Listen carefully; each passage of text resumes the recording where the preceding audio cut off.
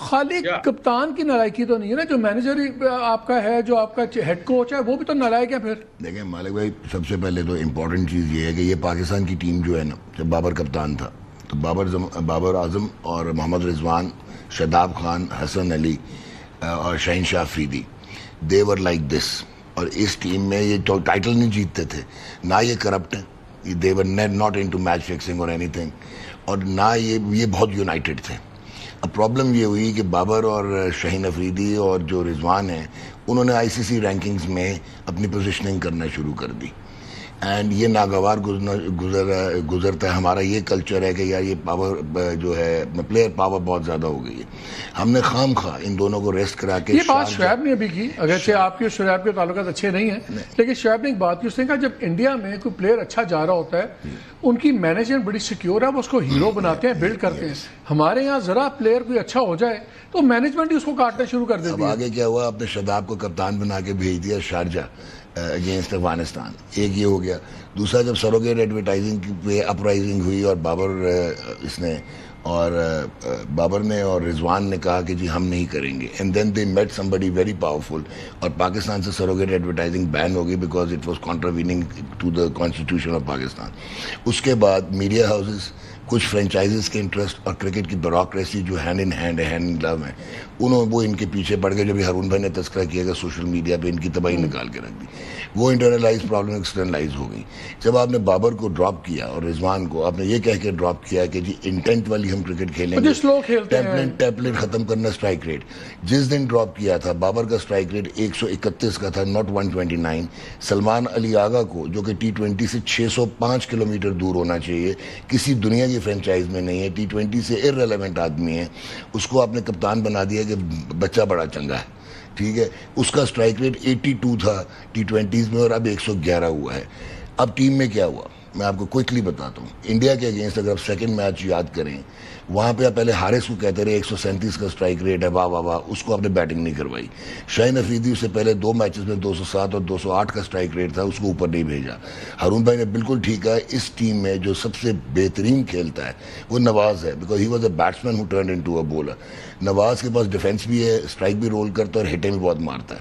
अच्छा, आपने जब 90 पे आप 2 आउट थे इंडिया के अगेंस्ट, आपने हुसैन तलत को भेज दिया जो रोटेटर है, जहाँ पे आपने घर बिठाया हुआ है हारिस को। यार आपने वहाँ से रन लाने थे फ्लो, नवाज को बॉलिंग नहीं दी। वो जो आपका लड़का है, ये प्योरली कप्तान की डिसीजन थी कि मैनेजर भी था? सर ये जो आपने माशाल्लाह एक फ्रेंचाइज का कोच रखा हुआ है, जो कीनिया का कोच था, कौन? ये माइक हसन। हाँ। ये वो पर्चियां वो पकड़ाता है ना। अच्छा। तो आगा स्टैंड्स नो हुआ बिकॉज वो उसकी अपनी पोजीशन ही क्वेश्चनेबल थी। फिर ये इब्रार को आपने पावर प्ले में कराया, साइम अयूब जो पार्ट टाइम बॉलर था उसको आपने 7 में से 3 ओवर दे दिए। अब कल जो आपने ब्लंडर्स किए, एक तो आप 62 में 10 आउट हुए और आपको पता है कि आप नहीं खेल सकते। कुलदीप यादव को खेलने का तरीका जो वो तो खर्ची और घटिया शॉट्स थी, वो इसलिए घटिया शॉट्स हैं कि ना डिफेंस है, ना रोटेट कर सकते हैं, नजर नहीं आता, अनेवा मारते हैं। जो था वो पतुम नसांका और Kaushal Perera, that was the way to play. Kuldeep Yadav आप पिक करते हैं, उसकी गुगली भी हम मारते हैं।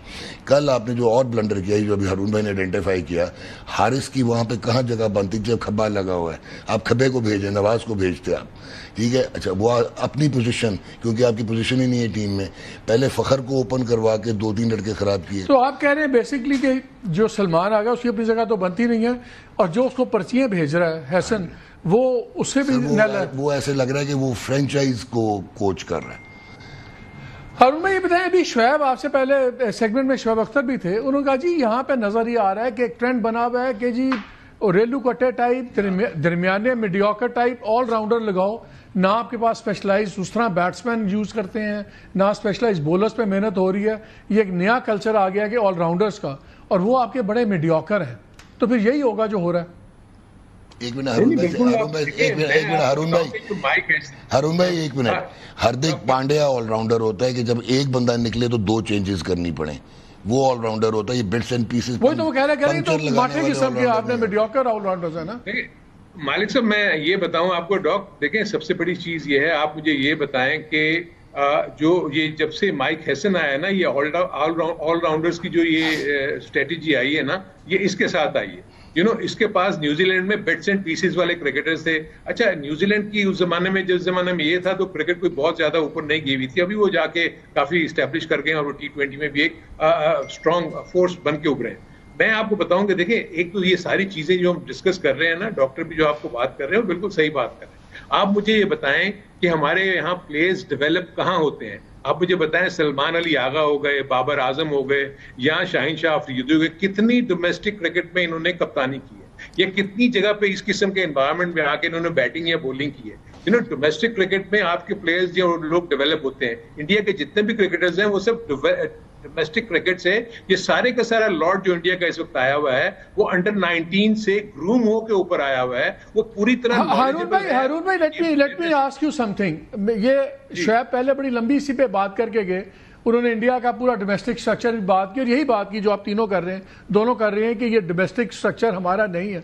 उसने कहा जी वहां पे आपने 40-50 हजार बॉल मैचेस में किया हो तो आपको कंसिडर होता है टॉप क्रिकेट टीम में। आपने 5-6 हजार रन डोमेस्टिक क्रिकेट में बनाए हो तो आपकी जगह बनती है, क्वालिफाई करते हैं आप to be considered for national team. हमारे यहाँ पे तो एब्सोल्युटली कुछ नहीं है। तो ये तो बिल्कुल फैक्ट है ना, यही तो हम बात कर रहे हैं कि इनफैक्ट जहां पर आपको ज्यादा फोकस करना चाहिए वो आपकी डोमेस्टिक क्रिकेट है, उसका स्टैंडर्ड है। हमारा स्टैंडर्ड इस वक्त जो है ना लो लेवल पे है। मैं अभी आपको भी बता देता हूं कि अभी इनकी ये हनीफ मोहम्मद ट्रॉफी खत्म हुई है, मैं अभी इनके स्क्वाड्स की एज देख रहा था। वुड यू बिलीव कि ये आपका सेकंड टियर का टूर्नामेंट है जहां पर सारे अंडर 25 या अंडर 23 खेलने चाहिए थे। एवरेज एज इस वक्त जो ये हनी मोहम्मद ट्रॉफी में खेले हैं वो 28-29 ईयर्स के हैं और उनके फिटनेस लेवल डाउटफुल हैं। सो आप मुझे बताएं कि हम कहां जा रहे हैं।